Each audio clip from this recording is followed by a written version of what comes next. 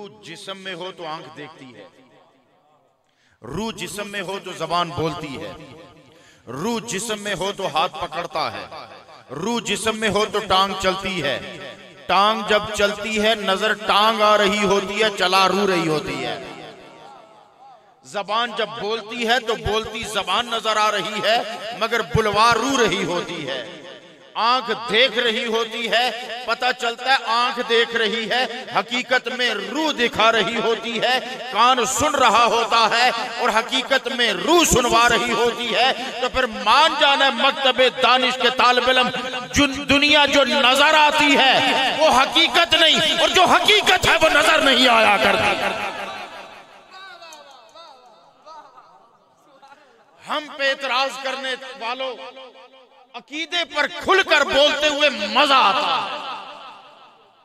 अरे अक्ल के अंधे मकतबे दानिश के तालिब इल्म यही तो तुझे बताना चाहते हैं, जो नजर आता है वो हकीकत नहीं है, और जो हकीकत है वो नजर नहीं आती। दुनिया सारी देखती है कि सारे लाखों लोग एक चौकोने कमरे को झुक रहे हैं, नजर तो यूं आता है कि सजदा काबे को कर रहे हैं, हकीकत में वो खुदा को कर रहे होते हैं। मेरा इशारा अगर कोई समझ गया हो, सरदार अखलाक साहब अगर कोई बात समझ गया हो, शामी साहब, जुराही साहब अगर बात समझ में आ गई हो, नजर तो यूं आता है कि ये इस काबे को झुक रहे हैं, लेकिन हकीकत में वो काबे को नहीं झुक रहे होते, वो खुदा को झुक रहे होते हैं। नजर तो यूं आता है कि गोदड़ी वाले के दरबार पे आए हैं, नजर तो गोदड़ी वाला आता है, हकीकत में जलवा खुदा बंदी हुआ करता है। हजरात मोहतरम, ये रूह का जहां और है, जिस्म का जहां और है। अब सुनो, आंख की ग़िज़ा हुस्न है, नाक की ग़िज़ा खुशबू है, कान की ग़िज़ा सुर है, ज़बान की ग़िज़ा मिठास है, हाथ की ग़िज़ा नरमी है, पाँव की ग़िज़ा रफ्तार है, नजर की ग़िज़ा हुस्न है, और रूह की ग़िज़ा जलवा यार है।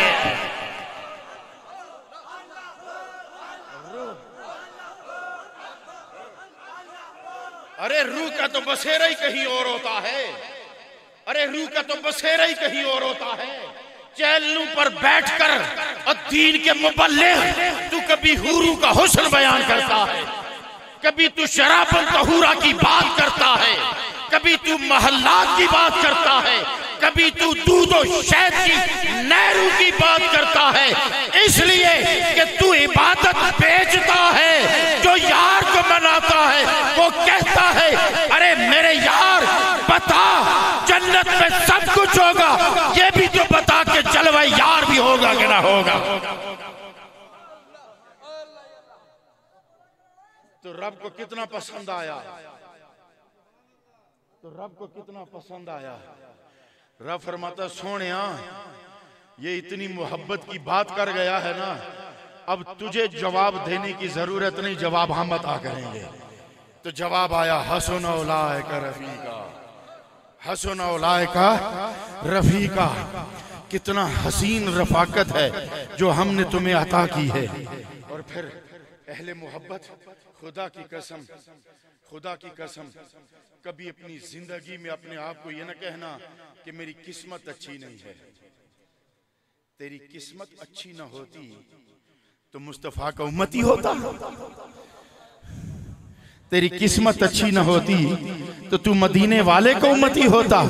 तू जो मदीने वाले का उम्मती है तो किस्मत भी तुझ पे नाज करती है, किस्मत भी तुझ पे नाज करती है। तो अब जो मैंने आया मुबारका पढ़ी है उस पर चंद लम्हे अपनी गुजारिशात आपकी समातों की नजर करता हूँ। रब ताला ने फरमाया या अय्युहल्लज़ीना आमनू, कहा ओ मुझे मानने वालों। नहीं बात समझ में आई? ओ मेरी तौहीद का इकरार करने वालों, ओ मेरे नबी की रिसालत का इकरार करने वालों, ओ मेरे फरिश्तों के मानने वालों, इत्तकुल्लाह। जब मान लिया है तो अपने काम से भी तो दिखाओ ना। जब मान लिया है तो किरदार से भी तो दिखाओ ना, तुम्हारा किरदार कैसा होना चाहिए। इत्तकुल्लाह, तुम्हारा किरदार ऐसा होना चाहिए कि तुम्हारी नजर पर भी पहरा लग जाए, समात पर भी पहरा लग जाए, गिरफ्त पर भी पहरा लग जाए, रफ्तार पर भी पहरा लग जाए। इलाहुल आलमीन किस चीज का पहरा लगे? जवाब आया, हाथ तेरा हो मगर मर्जी मेरी हो, जबान तेरी हो मर्जी मेरी हो, नजर तेरी हो मर्जी मेरी हो, समात तेरी हो मर्जी मेरी हो, रफ्तार तेरी हो मर्जी मेरी हो, तन्हाई तेरी हो मर्जी मेरी हो, जागना तेरा हो रजा मेरी हो, सोना तेरा हो मर्जी मेरी हो। सोने तेरी मर्जी का पता कैसे चलेगा? तेरी मर्जी का पता कैसे चलेगा? जवाब आया, मुस्तफा की मर्जी ही तो मेरी मर्जी है, मुस्तफा की मर्जी ही तो मेरी मर्जी है। तो जिसकी मर्जी में खुदा की मर्जी है,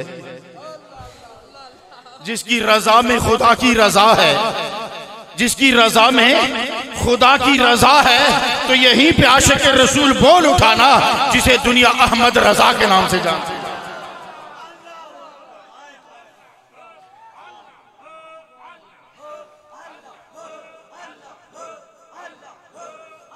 रज़वियो सुनो, रज़वियो सुनो। एक नजूमी इमाम अहमद रजा के दरबार में आता है, जायचे बनाने वाला नजूमी, और भारत में अरसे से बारिश नहीं हुई। तो आला हजरत इमाम अहमद रजा बरेलवी ने कहा, जरा तू जायचा बना के दिखा तो सही कि बारिश कब होगी। उसने जायचा बनाया और अपने इल्मे नजूम के हिसाब से बताया कि बारिश अभी 1 साल और नहीं होनी।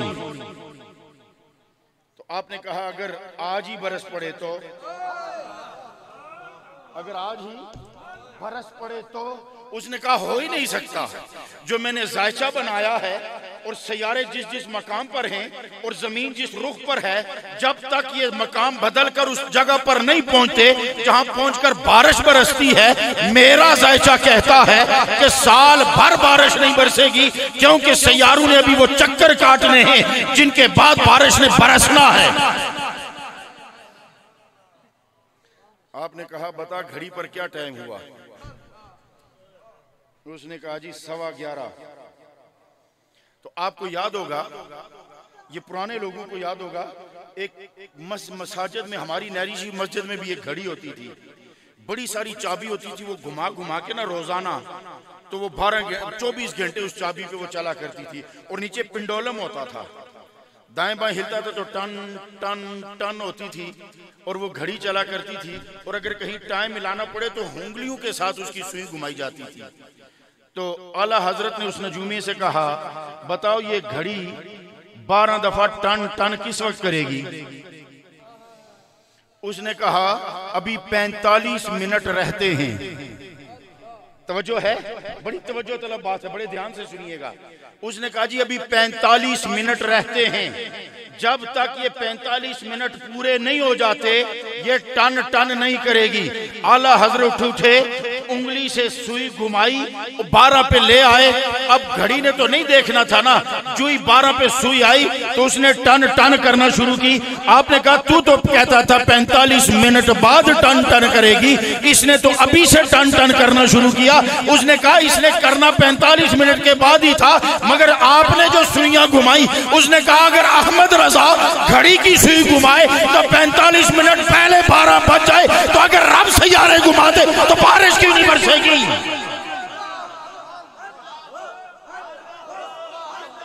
और उसी दिन बरसी, और उसी दिन शाम को बारिश बरसना शुरू हो गई। तो उन्होंने कहा कि इधर हमने सुइयां घुमाई थी, इधर हमने सुइयां घुमाई थी, उधर लजपाल ने कहा कि मेरे यार ने उधर 12 बजा दिए हैं, ओ फरिश्तों इसका भरम रखो, सैयारे घुमा दो, बारिश बरसा दो। क्यों? इसलिए कि जब इनकी जबान से बात निकलती है तो फिर क्या होता है? अल्लाह ने फरमाया ओ ईमान वालों, इत्तकुल्लाह, डरो। जब ईमान ले आए हो, ईमान ने तकवा दे दिया, ईमान ने अकीदा दे दिया। सुनिएगा अब तवज्जो से, ईमान ने अकीदा दे दिया, तकवा ने अमल दे दिया। जब अकीदा भी मिल गया, अमल भी मिल गया, अकीदा और अमल इकट्ठे हो गए, मोमिन तैयार हो गया। अब जरूरत क्या रह गई कि रब फरमाता है कूनू मा सादिकीन, सच्चू के साथ हो जाओ। जरूरत क्या रह गई कि तुम सच्चू के साथ हो जाओ। तो सुनो, पानी मुफ्त मिलता है, पानी मुफ्त मिलता है। जब पानी को दूध की मायत मिल जाए तो जो दूध की कीमत होती है वही पानी की कीमत होती है। जिस रेट पे दूध बिकता है उसी रेट पे पानी बिकता है। तो रब ने फरमाया अगर तेरे अमल में कहीं कोताही रह भी गई, तेरे अकीदे में कहीं कजी रह भी गई, तेरा अमल कहीं ढीला रह भी गया, तो तेरे अमल के साथ जब दाता अली हजवेरी का अमल आएगा, तेरे अमल के साथ जब बाबा फरीद का अमल आएगा, तेरे अमल के साथ जब कुतुबुद्दीन का अमल आएगा, तेरे अमल के साथ जब मोइनुद्दीन का अमल आएगा, तेरे अमल के साथ जब गौसे आजम का अमल आएगा, तो फिर हम नहीं देखेंगे कि तेरा अमल क्या है, हम देखेंगे रंग भी दूध वाला है, तासीर भी दूध वाली है, लिहाजा कीमत भी दूध की लगा दी जाए।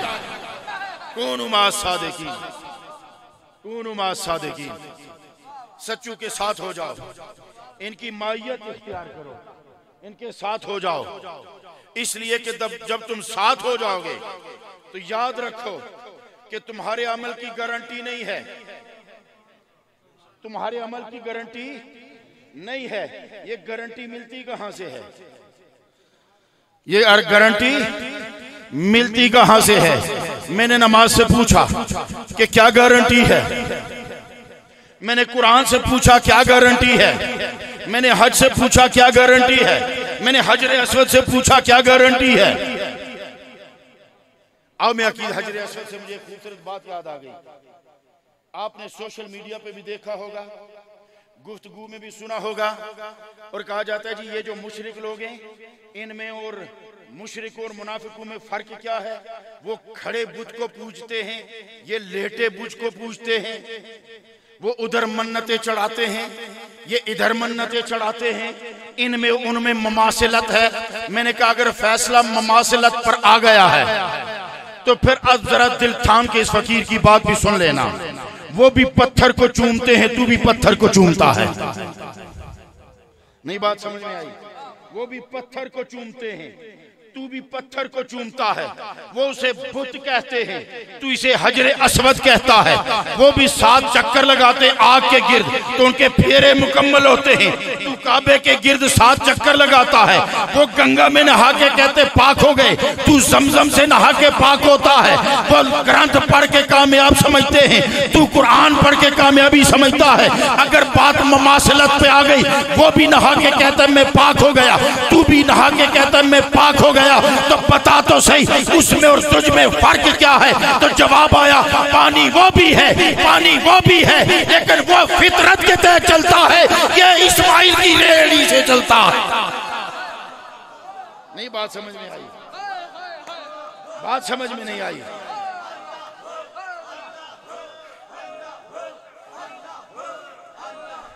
नहीं बात समझ में आई? पानी गंगा का भी चलता है, पानी जमजम का भी चलता है, वो फितरत के तहत चलता है, ये मोहब्बत के तहत चलता है। इसलिए कि कानून फितरत और है, दस्तूर मोहब्बत और है। कानून फितरत है। सुनिए सुनिए, हम क्यों मिज़ारात पे जाते हैं? सुनो, दर्जे हैं। सबसे पहला दर्जा नबियों का है, दूसरा दर्जा सहाबा व अहले बैत का है, तीसरा दर्जा ताबईन का है, चौथा दर्जा तबा ताबईन का है, फिर सुम्मा ज़म्मिलूनी सुम्मा ज़म्मिलूनी सुम्मा ज़म्मिलूनी। बात समझ में नहीं आई, बात समझ में नहीं आई। मैंने कहा ये सहाबा को ये दर्जा क्यों? नबियों को तो समझ में आती है कि वो इंतखाब हो गया था, तूने मुंतखब कर लिया था, वो तेरा फैसला था। ये जो सहाबा को मर्तबा मिला और अहले बैत को मर्तबा मिला, ये क्या चक्कर है? तो जवाब आया, जब तक नबूवत थी मामला हमारा था, जब यार आया हमने हवाला यार के कर दिया। पहले हमारे फैसले थे, अब जो यार के करीब होगा वो जितना करीब होगा इतना बुलंद होता चला जाएगा। सहाबा का दर्जा और होगा, ताबईन का दर्जा और होगा, तबा ताबईन का दर्जा और होगा। ये फैसला नमाजों पर नहीं। खुदा की कसम ये जुमला अगर संभाल लिया तो बड़ी बात हो जाएगी। ये फैसला नमाजों पर नहीं, साअतों पर है, घड़ियों पर है। ये नमाजों पर नहीं, ये फैसला घड़ियों पर है। ये तलावतों पर नहीं, ये फैसला जमाने पर है। ये सजदे पर नहीं, ये दौर पर है। ये फैसला तुम्हारे तकवे पर नहीं, तुम्हारी निस्बत पर है। तेरी निस्बत, जिसकी निस्बत नबी के जमाने से हो गई वो सहाबी हो गया, जिसकी निस्बत सहाबी के जमाने से हो गई वो ताबई हो गया, जिसकी निस्बत ताबई के जमाने से हो गई वो तबा ताबई हो गया। तो फिर मुझे कह लेने दो, जब निस्बत बदलती है तो हैसियत बदलती है, हैसियत बदलती है तो तासीर बदलती है, तासीर बदल जाए तो कीमत बदल जाती है।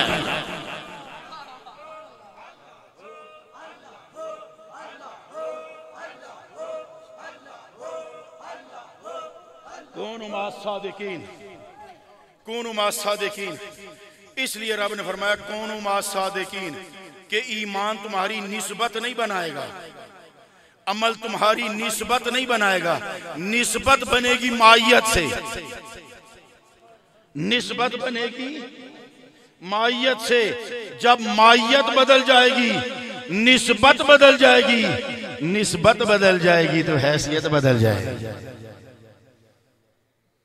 हजरत मुहतरम, जब हैसियत बदलती है तो होता क्या है? कपड़े का क्या काम है? तन ढांपना, इसके अलावा तो कपड़ा कुछ नहीं करता ना, नहीं करता ना। लेकिन ये कपड़ा जब बदन यूसुफ से लग जाए तो, जब बदन यूसुफ से लग जाए तो फिर क्या होता है? याकूब को बीनाई देता है। तो मकतबे तानिश का तालिब इल्म मुझसे उलझने लगा। वो तो नबी थे। मैंने कहा जो नाबीना थे वो क्या थे? जो नाबीना थे वो क्या थे? वो सिर्फ नबी तो नहीं था, वो नबी का बाप भी था, वो नबी का बाप भी था, नबी भी था, नबी का बाप भी था। अगर यूसुफ के बदन से कमीज लग जाए तो याकूब को नजर दे, कोदड़ी बादशाह से पीड़ा लग जाए तो हवा में उड़ता नजर आए।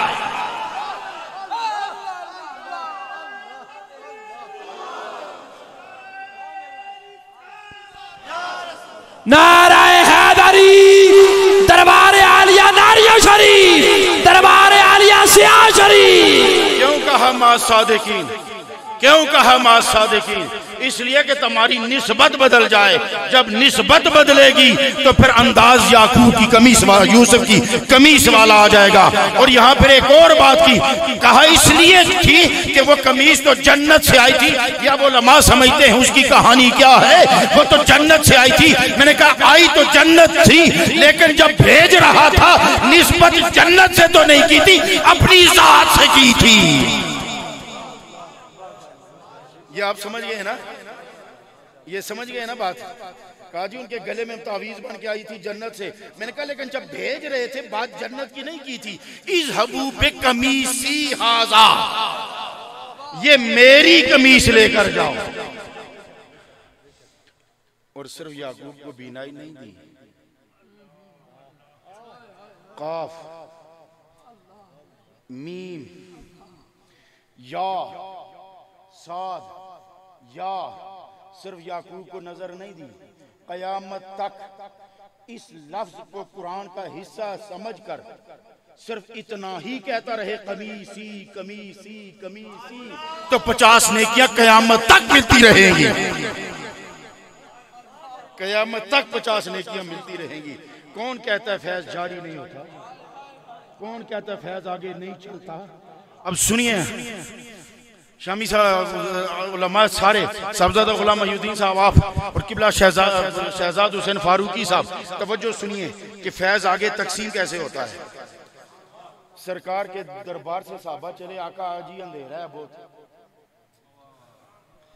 अंधेरा है बहुत, आपने लाठी दी दम करके। एक रवायत ये थी कि साहबी की ही थी, लेकिन नबी के दरबार में पड़ी हुई थी। सरकार ने दम करके दी, कहा ये हाथ में पकड़ो, ये रोशनी देती रहेगी। वो हाथ में पकड़ कर चले तो रोशनी उस लाठी से निकल रही थी, रास्ता मिल रहा था। इसका मतलब ये है कि जिसे रास्ता चाहिए उसे दरे रसूल का तबर्रुक चाहिए। जो चाहता कि अंधेरे में रास्ते मिले, जो चाहता है कि अंधेरे में, पीर उस्मान साहब, जो चाहता है कि अंधेरा में रास्ता मिले तो वो तबर्रुक नबी के दरबार से ले, तो वो तबर्रुक नबी के दरबार से ले। रास्ता तय होता गया, एक चौराहा आया, एक मंजिल आई। एक ने कहा लाठी तो तेरे हाथ में है, तू तो इधर चला जाएगा, मैं इधर चला जाऊंगा, लाठी तो तेरे पास रह जाएगी, मैं क्या करूंगा? उसने कहा तू अपनी लाठी मुझे दे। उस लाठी को इस लाठी से रगड़ा, उसको दिया, वो भी जलने लगी। इसका मतलब ये है हाथ में हाथ देते चलो तो तुम स्याह वाले साईं गोदड़ी के हाथ में दो, हाथ सीधा गौसे आजम के हाथ में जाएगा। कादरियों का हाथ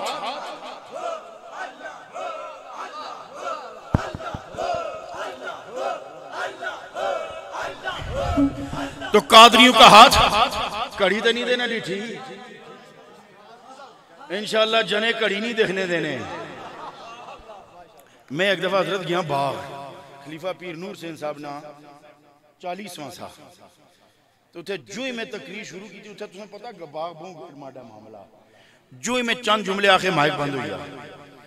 तो मैं पता सही थे लोग क्या बात है, मैं आखे मुने की ना आखिया पीर जू ही बैठे जी माइक है बंद हो गया।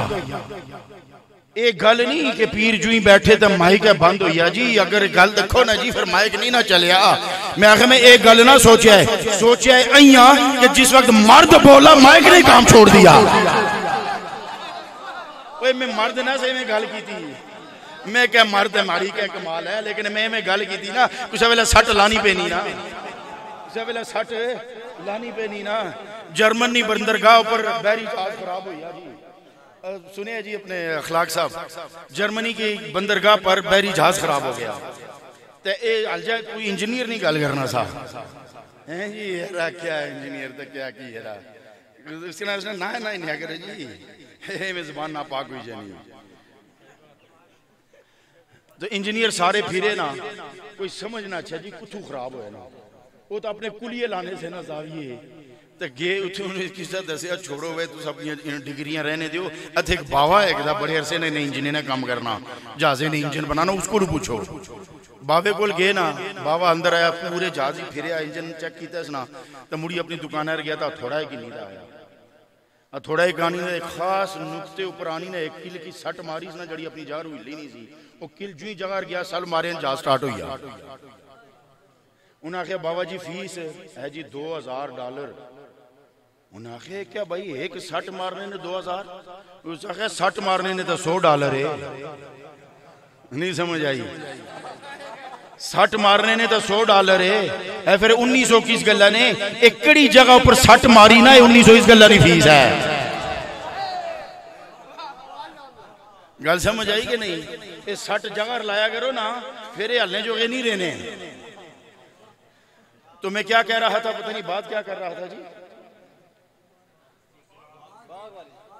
नहीं वो तो हो गई थी ना, कड़ियां तो नहीं देने देखी आज। तो अर्ज ये कर रहा था कि निस्बत जब बदलती है, मासाद की निस्बत बदलो। जब निस्बत बदल जाती है तो फिर होता क्या है, जब मकाम बदलता है। खुदा की कसम आओ मैं आपको अजब बात सुनाता हूं। माँ एक ऐसा रिश्ता है ना, बच्चे के माँ पे सलवट, माथे पे सलवट पड़े ना तो माँ को पता चल जाता है कि पेट में दर्द है या इसके सीने में दर्द है। उसकी ममता तड़प के रह जाती है। लेकिन वही बच्चा अगर माँ की गोद में ख्वाब देख रहा हो ना तो माँ को नहीं पता होता ये क्या देख रहा है। आपका जिगरी यार भी आपके पास लेटा हुआ हो ना तो वो ख्वाब देख रहा हो ना, आपको नहीं पता होता ये क्या देख रहा है। ख्वाब का कोई गवाह नहीं होता। ये नबूवत का 40वां हिस्सा है ना जी, और इसका कोई गवाह नहीं होता। मैं उन्हें तुझे ख्वाब सुना जो मर्जी बाई छोड़ा तुसने आखी सकने तुस आखो जी ख्वाब है देखिया उसी ख्वाब है देखिया उसी। लेकिन जब लोग अल्लाह के मुकर्रब बन जाते हैं ना, जिनके लिए रब कहता है कि इनकी मायत इख्तियार करो, तो क्या हुआ कि हजरत गौसे आजम रदी अल्लाह ताला अन्हु की शान ये थी कि जब आप दर्स देते थे ना तो आपके दर्स में 10,000 से ऊपर मजमा होता था। 500 ना मजमा है ना, इसकी 10,000 करो तो उनका कमाल ये था कि मेरे आका करीम अलैहिस्सलाम के मोजज़े से उनको फैज मिला था। तो जब आप वाज करते थे ना तो जिस तरह अगली सब वाला सुनता था ना, इसी तरह आखिरी सब वाला सुनता था। तो आपका दर्स जारी था। तो एक दिन आपके दर्स में हजरत अली बिन हैती आए। वो मजलिस में बैठे हुए थे, उनको ऊंग आ गई। जो ही वो सोए ना, गौसे आजम मिंबर से नीचे उतर आए, हाथ बांध के उनके पास खड़े हो गए और उनके पास चंद लम्हे खड़े रहे। जो ही उनकी आंख खुली, गौसे आजम वापस मिंबर पे चढ़ के दर्स देना शुरू कर दिया। दर्स खत्म हुआ तो लोगों ने कहा, या गौसे आजम मुर्शिद जी ये बताइए कि ये दर्स के दौरान आप उतरे, इनके हाँ ये कौन इतनी बड़ी शख्सियत के इनके पास आप और फिर इतने लम्हे के लिए क्यों खड़े हुए? उन्होंने कहा इनसे पूछो। जब उनसे पूछा तो उन्होंने कहा इधर मजलिस में मुझे ऊंग लगी तो नबी पाक ख्वाब में तशरीफ ले आए थे। तो गौसे आजम ने फरमाया जो ये ख्वाब में देख रहा था मैं जागते देख रहा था। कूनू मा सादिकीन, कूनू मा सादिकीन। उनमें सच्चे नहीं 3 किस्में बयान करी अपनी गुफ्तगू खत्म करा और शार्ट में दलाइल ना होना हूं, दलाइल इतना पहना क्योंकि मैं सुना बहुत ज्यादा टाइम भी ना गिनना चाहना, ठीक है कि नहीं? क्योंकि ए ना फिर तुम आखो वो पठान एक सा ना तो उसको लोग पूछे खान जी सुनी उम्र कितनी है जी? 35 साल। 10 साल बाद वो फिर आया तो आखे खान जी सुनी उम्र कितनी है? 35 साल। तो याद रखे मैं थे खान अज कला ना, मैं तो दूसरे में मिकी हंसने रहे हो, अपने आप ही हंसे। उन्हें पूछा खान जी उम्र कितनी है जी? 35 साल है क्या खान जी? 10 साल पहले भी 35 साल था, आज भी 35 साल। खान की एक बात होती है तो वो कहता है कि असम भी थोड़ी गल कर सा। एक सच्चों को अल्लाह ने फरमाया सच्चों के साथ हो जाओ। अब ये मैं आपको बताऊं सच्चे कौन होते हैं। सच्चे 3 तरह के होते हैं। एक वो जैसा हुआ हो वैसा बयान करे, एक वो जैस बस 3 जुमले, क्योंकि अगली दूसरी महफिल जड़ी है ना वो भी बहुत जरूरी है। 3 जुमले में आंसर करने लगा। एक सच्चा वो जैसा हुआ हो वैसा बयान करे। दूसरा सच्चा वो जो होने वाला हो वो बयान कर दे, जो होने वाला हो वो बयान कर दे। और तीसरा सच्चा वो जो कह दे ना होने वाला हो तो भी खुदा कर दे, ना होने वाला हो तो भी खुदा उसकी जबान का एहतराम रखते हुए कर दे। ये कौन लोग हैं? ये वो लोग हैं कि जिनके लिए सरकार ने फरमाया ये परागंदा बालों वाले, ये नंगे फटी एड़ियों वाले, ये फटे लिबास वाले, ये बोरिया पहनने वाले, ये वो लोग होते हैं कि जब किसी बात पर कसम उठा ले तो रब उनकी कसम पूरी कर देता है। इसलिए हजरात मोहतरम वलिये ने तसव्वुफ नहीं कुछ नहीं सुनाई करामत अल्लाह दी होनी ना, मैं अपनी सुना। इतने खलीफा जुम्मा खान साहब हुसन किधरे ए खलते ने जुम्मा खान साहब, मैं यूनिवर्सिटी में एग्जीक्यूटिव डायरेक्टर था तो जो वो सारा निज़ाम मेरे हाथ में था। तो इमरान साहब जुम्मा खान साहब उथे तुसीं रोटियां पकाई देने से उसले तुम मोटे से होनली से हुई हो, इसका मतलब है जुम्मे खान ये रोटियां बड़ियां मजेदार। तो हर साल ही आ जाते थे उर्स पर, तो 10-10 15-15 छुट्टियां करते थे। 2-3 साल तो मैं भेजना रहा था, एक साल ही ना मंगी छुट्टी, तो मैं आखिर में जुमा खान साहब अभी उर्स में 8-10 दिन रहते हैं, आपको छुट्टी नहीं मिलेगी। ये दूसरे दिन फिर आया, पीर साहब खुदा के लिए छुट्टी दे करेगा ना, हम इनके साथ देसी जबान में भी बात करते हैं। मैंने कहा आपको छुट्टी नहीं मिलेगा। 3-4 दिन गुजरे ना, चौथा तीसरा दिन था, ये आए, छुट्टी मांगी, मैंने नहीं दी। मैंने कहा उर्स से सिर्फ एक दिन पहले भेजूंगा। यकीन जाने तीसरी रात को मैं सोया, पिछला पैर था, सईं फरजंद साहब ख्वाब में आए और मुझे आके कहने जुमा खान की छुट्टी दे ही छोड़ो ना। ये मेरी अपनी मेरे साथ हुआ है। तो जरा इथों बई ते नैरियां शीट छुट्टी मंजूर कराई सकने ना, तो ये अल्लाह के दरबार में भी जब अर्ज कर दे ना, तो तकदीर के कलम फिरना शुरू हो जाता है। तो अल्लाह ताला आपकी मेरी सबकी हाजिरी अपने दरबार करीमाना में कबूल मंजूर फरमाए। तो सानी सिलसिला तो जारी रही। साड़ा भी एक साज है, हमारा भी एक तराना है, हमारा भी एक गीत है। गासो तराना पढ़ोगे। इस बंदे को अभी रक्स आया था ना, ये रक्स कोई मामूली शय नहीं है, ये बड़े बड़े औलिया इकराम को हुआ है। इस पर अगर बोलना शुरू करूं तो बहुत सारे वाकयात और बहुत सारे मामलात हैं, फिर वो बात और तरफ निकल जाएगी। लेकिन आओ हम अपने गीत की बात करते हैं, अपने तराने की बात करते हैं। बाबा फरीद अल्लाह के जलवे देखने के लिए निकले ना, तो आपने दरख्तों के रोटी छोड़ दी, दरख्तों के पत्ते खा रहे थे। तो मामा भी तो फिर मामा सन, माए तो वो भी माए थी ना। हजरत अब्दुल्ला बिन जुबैर सूली पे चढ़े हुए थे और काबे के बाहर चौक में उनकी सर मुबारक 3 दिन सूली पर रहा लोगों को डराने के लिए। तीसरे दिन हजरत अस्मा बाहर आई ना, माँ बाहर आई, बेटे का सर देखकर ना चीख नहीं मारी। उन्होंने एक तारीखी जुमला कहा था, वैसे माँ नहीं ना रही इसलिए अब वो बेटे भी नहीं पैदा हो रहे। उस माँ ने अपने बेटे को सूली पे चढ़े हुए तीसरे दिन सर को देखकर कहती है, मेरा शाह सवार बेटा अभी तक सवारी से नहीं उतरा, मेरा शाह सवार बेटा अभी तक सवारी से नहीं उतरा, शाह सवार। तो इस तरह की माएँ थी। उन्होंने कहा बाबा फरीद, उन्होंने कहा फरीद ढूंढदा रब नूं है ते खांदा पत्ते, जे रोटी खादी जे पत्ते खा दे। उन्होंने पत्ते भी छोड़ दिए, लकड़ की रोटी गले में डाली जो आज भी पाक पत्थर में पड़ी हुई है। एक जगह हिंदुआ ना कोई वडेरा मरे सी ना, तो उत्थे रोने सन, हायो साइयां हायो साइयां। तो उन्हें हायो साइयां कीतियां ना अपने साइयां से। बाबा फरीद भी विच बह के कहने लगे, हायो साइयां हायो साइयां हायो साइयां हायो साइयां। वो अपने साईं को रो रहे थे, ये अपने साईं को याद कर रहे थे। आओ फिर हम भी अपने साईं को याद करते हैं। तो मेरे साथ मिलके मोहब्बत के साथ ला इलाहा इल्लल्लाह ला इलाहा इल्लल्लाह। ये पहाड़ भी गूंज जाए, ला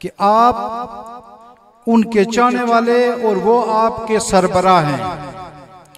वो जब आपको चाहते हैं उसी वक्त वो आपको बुला लेते हैं।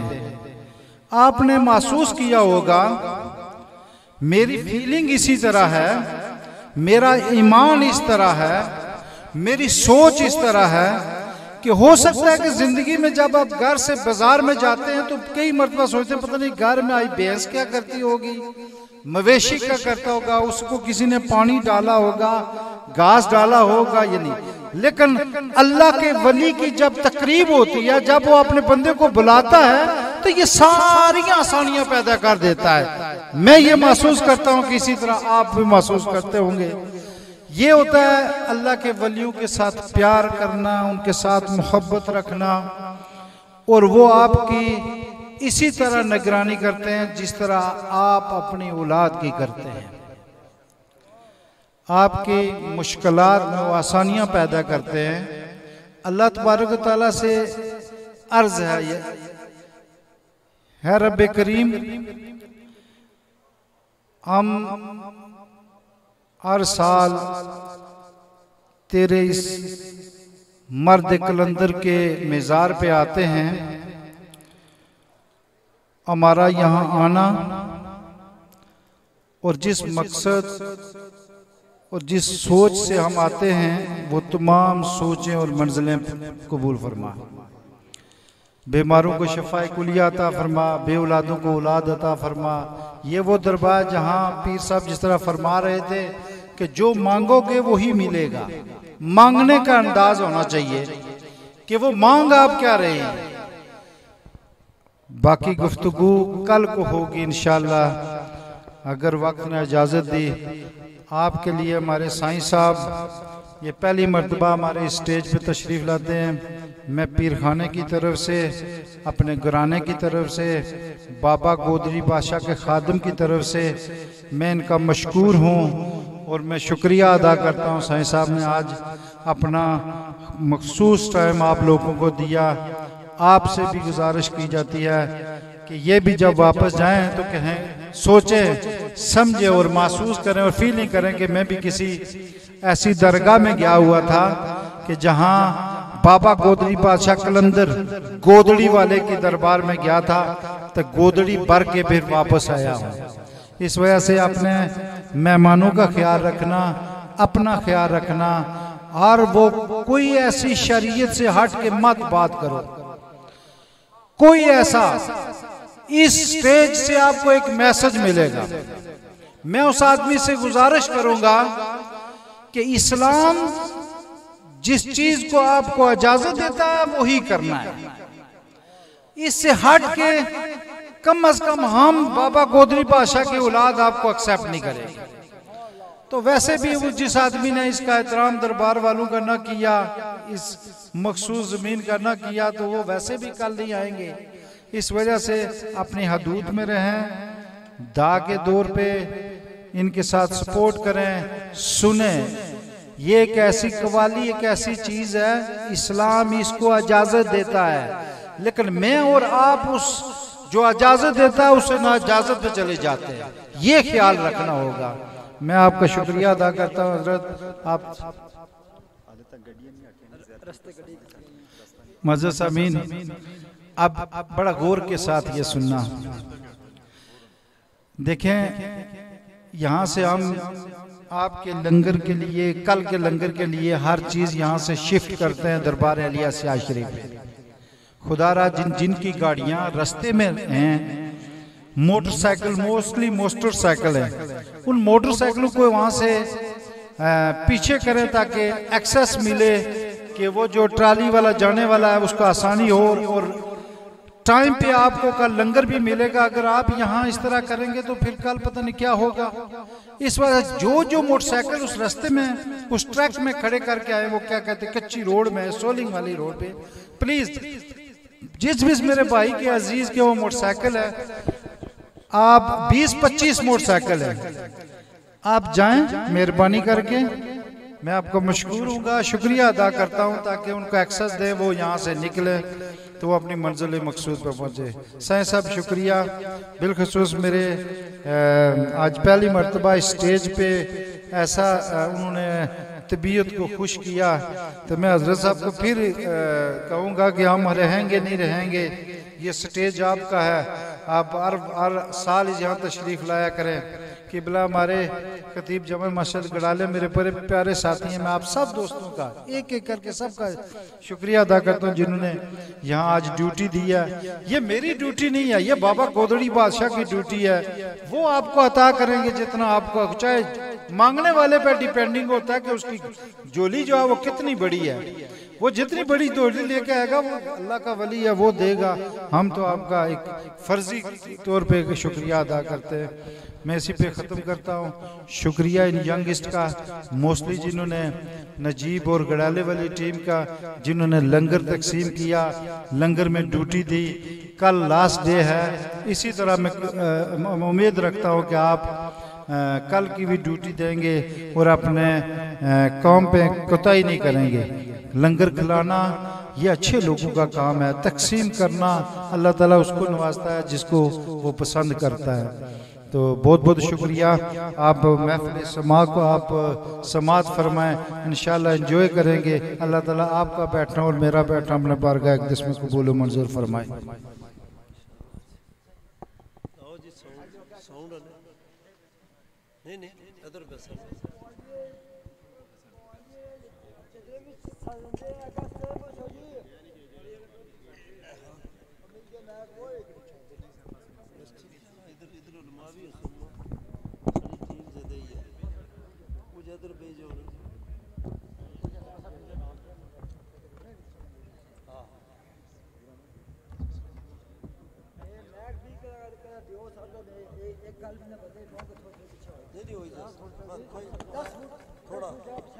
कोई बात नहीं हुई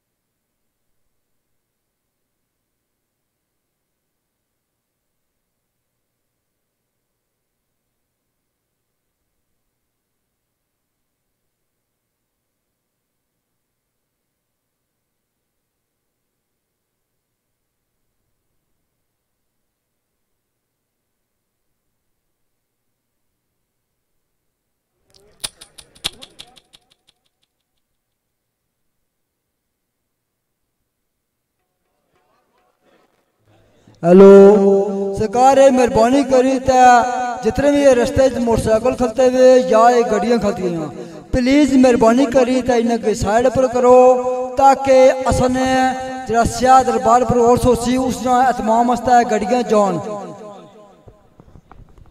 बिस्मिल्लाहिर्रहमानिर्रहीम। यार ये बार बार कह रहे हैं कि अपनी गाड़ियों मोटरसाइकिल रास्ते से हटाओ, अगर नहीं तो मैं खुद जा रहा हूँ उठा कर कहीं फेंक दूंगा। और एक बात याद रखो, ये मोटरसाइकिल हम गाड़ियों में बड़ी बड़ी उठाकर फेंक सकते हैं, ये बात कुछ भी नहीं है। जिसके मोटरसाइकिल हैं थोड़ी देर के बाद वो अगर नहीं हटाते हो तो फिर वो अगर वो उसका नुकसान हो गया तो खुद फिर देख लोगे कि पीर साहब कह रहे हैं फिर भी नहीं मान रहे। तो हम मनवाना अल्लाह की मेहरबानी से खूबसूरत हाथ से जानते हैं। फौरन जाओ और रास्ते से वो मोटरसाइकिल हटाओ।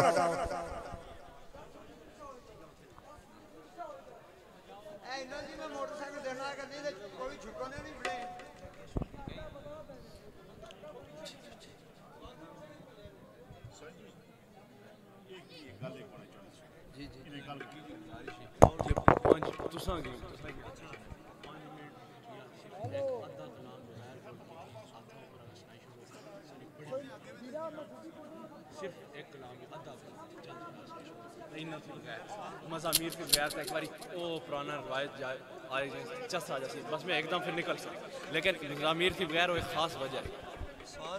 सास तो बगैर मज़ामीर के बगैर जड़ा है ना एक वाली से नहीं शुरू सिर्फ एक कलाम थी अद्धा कलाम से नहीं यानी बगैर सांस बहुत मेहरबानी है तुसानी बहुत मेहरबानी कोई कलाम बगैर सांस 5 मिनट भी नहीं सांस तो शुरू हुई भी चलो अच्छा अच्छा समझ गया। बिस्मिल्लाहिर्रहमानिर्रहीम।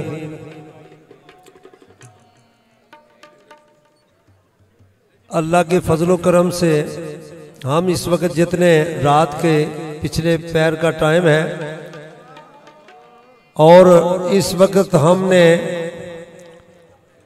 महफिल ये नहीं शुरू की बल्कि अल्लाह का उसके रसूल का ये हुक्म है कि हम इस वक्त और शुक्र अदा करते हैं कि हम इस वक्त अल्लाह और उसके रसूल के जिक्र के लिए बैठे हुए हैं और ज़ेरे साया बाबा गोदरी बादशाह रहमतुल्लाह अलैह। और कुछ लोगों की ये फरमाइश भी है कि कुछ लोग हैं जो चाहते हैं कि एक कलाम जो है वो बगैर साज के सुनाया जाए। कुछ उलमाए किराम की फरमाइश है, तो मैं सोचता हूँ कि कहाँ से, चूँकि मैं इस वक्त आरफाना रंग पेश करने वाला हूँ कि जो बाबा गोदरी बादशाह कलंदर रहमतुल्लाह अलैह, और ये जो सूफिया होते हैं ना ये अंदर का ऑपरेशन करते हैं। साज आप लगाते जाए, मुझे चूँकि हुक्म है उलमा की तरफ से साज सेट करें, चूँकि मुझे अच्छा इधर इंतजामिया की तरफ से ये हुक्म है, तो मैं एक ही शेर पेश करता हूँ। वो शेर ये है कि आप तमाम हजरात जो छोटे बड़े पढ़े लिखे जो नहीं पढ़े हुए, ये सूफिया कराम का क्या पैगाम है। सूफिया कराम फरमाते हैं, मैं सुल्तान बाहू रहमतुल्लाह अलैह का एक शेर जो पेश करता हूँ। सरकार फरमाते हैं कि काले रंग का है, अरबी है, अजमी है, जो भी है, तू एक इंसान है और तुम में अल्लाह ताला ने बढ़िया खूबियां रखी हुई है। सरकार फरमाते हैं कि हाँ ए तन रब सच्चे दा हुजरा, ए तन रब सच्चे दा हुजरा,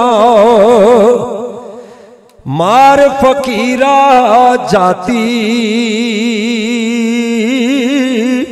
हूँ,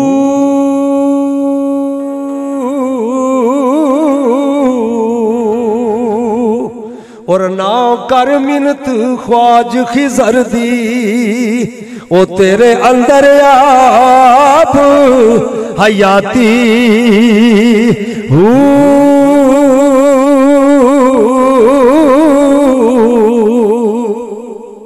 आखो सुभान अल्लाह। ये तुसा नहीं ते मेरी तारीफ हुई, ए जड़े अस इंसान बनाए ना रब, मार फकीरा जाती हूँ, ते शौक दा दीवा ए बाल हमें रहे मतलबी वस्त खड़ाती हूँ। ए बाबा गोदड़ी बादशाह की तरफ आता है, मरन तू पहले मर गए बाहू, जिन्ना रमज पिया दी पचाती हूँ।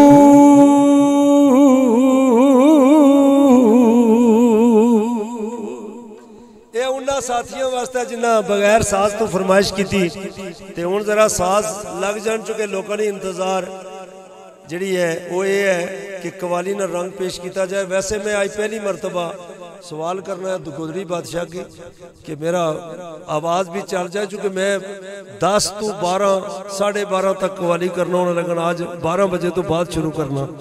ते अल्लाह ताला तुसानी ते साड़ी हाजरी बाबा गोदरी बादशाह ने उस गोदरी ना सदका कबूल फरमाए।